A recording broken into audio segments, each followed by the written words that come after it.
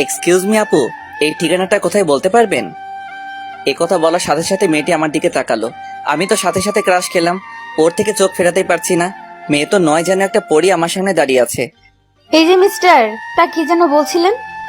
আপু আসলে আমি এই শহরে নতুন এসেছি, ঠিকানাটা কোথায় যদি বলে দিতেন। এই বলে ওর হাতে কাগজটা দিলাম। আচ্ছা ঠিক আছে।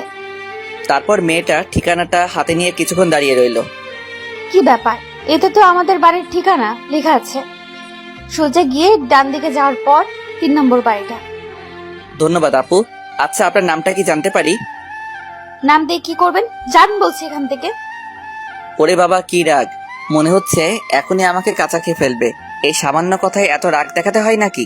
আচ্ছা যাই হোক, এবার আপনাদের পরিচয় দিয়ে নেই। আমার নাম আরিয়ান আরমান। গ্রাম থেকে শহরে এসেছি লেখাপড়া করার জন্য। আমি এবার ইন্টার সেকেন্ড ইয়ারে। এখানে বাবার এক বন্ধুর বাড়িতে থাকবো। ওনারা নাকি খুব বড় লোক। পরিবার বলতে আছে মা বাবা আর ছোট একটা পিচ্চি বোন। আপনাদের সাথে সাথে কথা বলতে বলতে বাড়ির সামনে চলে আসলাম। বিশাল বড়, এত বড় বাড়ি খুব কমই দেখেছি। যেই গেট দিয়ে ঢুকতে যাব, দারোয়ান পথ আটকে দাঁড়ালো। কি ব্যাপার, এভাবে কিছু না বলে হুট করে ঢুকে পড়েছেন কেন?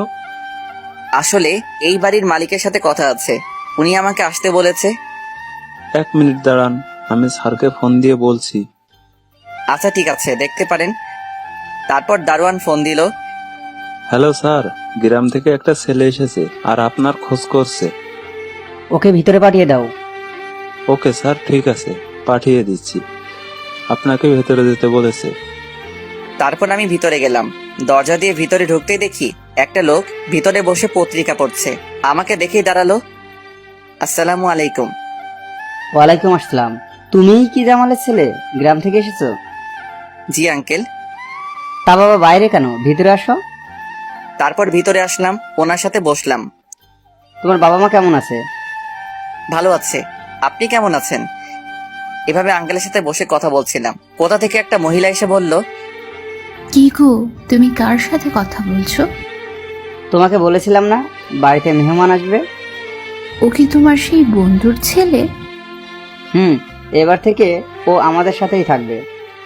ঠিক আছে, ভালো, যেমন তোমার ইচ্ছে। এখন যাও তো, ওকে ওর রুমটা দেখিয়ে দাও। এছাড়া অনেক দূর থেকে এসেছে। বাবা, তুমি আমার সাথে আসো। তারপর ওনার সাথে উপরে গেলাম। আমাকে রুম দেখিয়ে দিয়ে চলে গেল। আমি রুমে ঢুকে তো অবাক। রুমটা অনেক সুন্দর করে সাজানো হয়েছে। ও আমি তো ভুলেই গেছি, বাড়িতে একটা ফোন করতে হবে। তারপর আম্মুর কাছে ফোন দিলাম, সাথে সাথে রিসিভ করলো। হ্যালো আম্মু, কেমন আছো? আমরা সবাই ভালো আছি। তুই ঠিক মতো পৌঁছাতে পেরেছিস তো? আমি এখন ওনাদের বাড়িতে আছি। শোন, ওখানে গিয়ে কোনো রকম শয়তানি করবি না, ভালো করে মন দিয়ে লেখাপড়া করবি। পেতনিটা কোথায়? এই তো আমার পাশেই আছে। তুই চলে যাওয়ার পর থেকেই মন খারাপ করে বসে আছে। আচ্ছা ওকে ফোনটা দাও। এই নে ধর, তোর ভাইয়া কথা বলবে। ও হাত থেকে ফোনটা নিল। তা আমার পেতনি বোনটার কি হয়েছে? মন খারাপ কেন? আপনাদের তো ওর নাম বলতেই ভুলে গেছি। ওর নাম হচ্ছে রাজিয়া। এবার ক্লাস 10-এ পড়ে। তুই আবার আমাকে পেতনি বললি? তা তোর মন খারাপ কেন বল? তোর জন্য ভাইয়া, তোকে অনেক মিস করছি। আমিও তো আমার বোনটাকে মিস করছি, কি করব বল? এই ছাড়া তো আর কোনো উপায় নেই। লেখাপড়া তো তুই এখানে থেকেও করতে পারবি, শহরে যাওয়ার কি দরকার ছিল? দরকার আছে, তুই বুঝবি না। এখন আর মন খারাপ করতে হবে না। আর শোন, কারোর সাথে কোনো দুষ্টামি করবি না। এই কথাটা আমার তোকে বলা উচিত। আচ্ছা ঠিক আছে, আমিও কোনো দুষ্টামি করব না। বাবা বাড়িতে নেই। তোকে এগিয়ে দেওয়ার জন্য বের হলো যে এখনো বাড়িতে আসে নাই। আচ্ছা ঠিক আছে, এখন রাখি, পরে কথা বলবো। এই বলে ফোনটা কেটে দিয়ে যেই পিছনে ফিরলাম, আমি তো যেন আকাশ থেকে পড়লাম। রাস্তায় যে মেয়েটির সাথে দেখা হয়েছিল ও আমার সামনে দাঁড়িয়ে আছে। কিন্তু ও এই বাড়িতে কি করছে? আপনি এই বাড়িতে?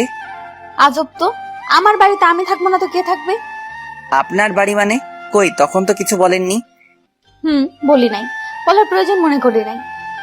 এবার কি আপনার নামটা জানতে পারি? অবশ্যই জানতে পারিস। তোর মতো খ্যাতকে আমি আমার নাম বলবো না, অন্য কারো থেকে জেনে নিতে পারিস। আচ্ছা ঠিক আছে, আপনি কথায় কথায় এমন রেগে যান কেন? চুপ, বেশি কথা না বলে এখন নিচে আয়, তোকে ডাকছে। এই বলে চলে গেল। না, মেয়েটার দেখছি অনেক তেজ। না, এর থেকে দূরে দূরে থাকতে হবে। তারপর আমি ফ্রেশ হয়ে নিচে গেলাম।